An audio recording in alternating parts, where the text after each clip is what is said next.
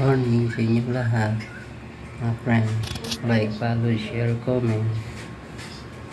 Dito na naman tayo, mga friends. Para gumawa tayo ng mga videos natin. Para sa ganun, meron tayo magpasa kay Boss Meta.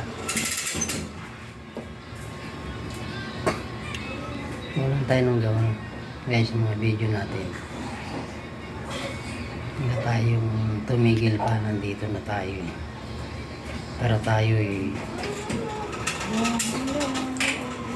ma-invite sa bagong tools ngayon ni Meta. Ano na lang ating gagawin ngayon? Pasa lang tayo ng pasa ng mga videos natin.